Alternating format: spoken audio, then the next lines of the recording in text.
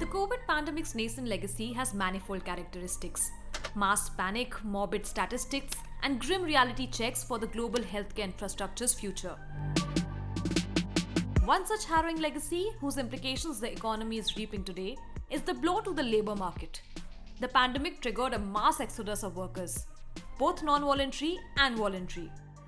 While many lost their jobs due to quarantine restraints and the hit to the global supply chain, millions had their epiphanic soul-searching homecoming. Why stay in a job you don't like? Why not demand better wages? Why settle for anything less than a work-life balance? Why not switch to a hybrid life which is fulfilling?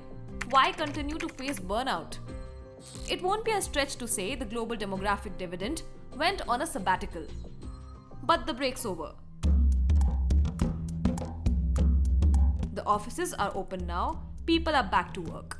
But are they really? The number of hours worked globally has dropped in 2022's first quarter to 3.8%, below the pre-pandemic benchmark. What does that mean?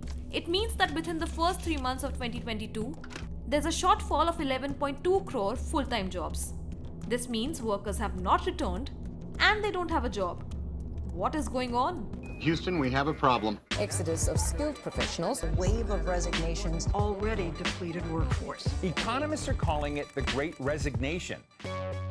Stimulated by the pandemic, the world witnessed an unprecedented level of en masse exit, deemed as the Great Resignation or the Great Reshuffle.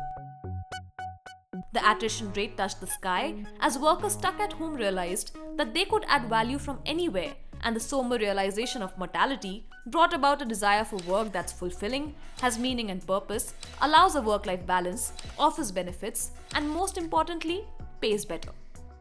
According to the US Bureau of Labor Statistics, an average of 3.5 million people quit their job each month in 2021, totaling around 47.8 million resignations. In India, the HR firm Aon analyzed data across 1,500 companies from more than 40 industries, which shows that the attrition fell to 12.8% in 2020, the lowest in the decade, and then rose to a 2-decade peak of 21% in 2021.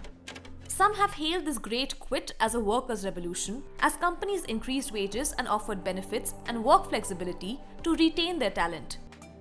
The salary hikes in the IT sector this year will be an average of 9%, the highest in the last 5 years. And somewhere it is working. The white-collar employment market recorded 330,000 active job openings in May. There's been a boom in hirings by IT and startups. So quick recap. Lots of people quit and now there are hirings.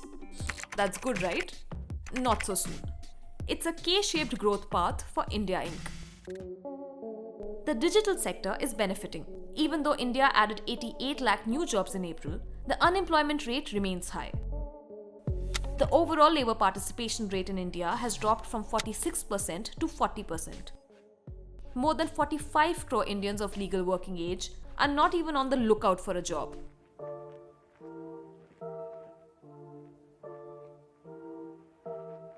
The global labour market is not doing well. The post-pandemic recovery is fragile and has gone into reverse. After significant gains in the last quarter of 2021, the global market has deteriorated in the first quarter of 2022. Why? Because the pandemic subsided and made way for new crisis. Recent containment measures in China alone account for 86% of the global decline in hours worked. Then there's the Ukraine crisis, which has exacerbated the already disrupted global supply chain and affected the rising inflation, specifically fuel and food.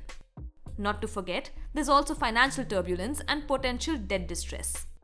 High-income countries have dodged a lot of bullets and experienced a recovery in hours worked.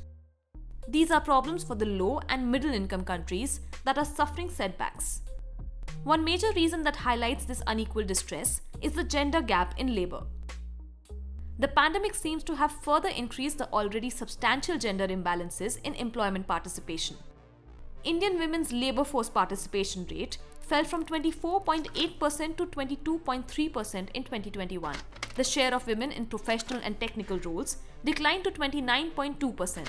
Only 14.6% of senior and managerial positions in India are held by women, and only 8.9% of firms have female top managers. Women's income is only 1/5 of the men's. According to the World Economic Forum's 2021 Global Gender Gap Report, India slipped 28 places to rank 140th in the 156 country list. The report said India was the third worst performer in South Asia. Women contribute 18% to India's economic output, and reports suggest that those who left are unlikely to re-enter the labor force. So what's happening? According to a survey by the Association of MSMEs, 1/3 of the industry can never be revived. Rising inflation has hit the agriculture sector. Unemployment in urban areas is worse than that in rural, and fewer women are returning to work. And according to a report by recruitment services firm Michael Page, nearly 86% of workers will seek new jobs in the next 6 months, as the Great Resignation will intensify in 2022. Let's summarize. Hordes of people will not be earning money while the inflation rises, while the income and wealth inequalities that have been on the rise nearly everywhere since the 1980s continue to rise, while a new billionaire is created every 26 hours. Kids, stay in school. The labor market has a problem, and it's not going away anytime soon.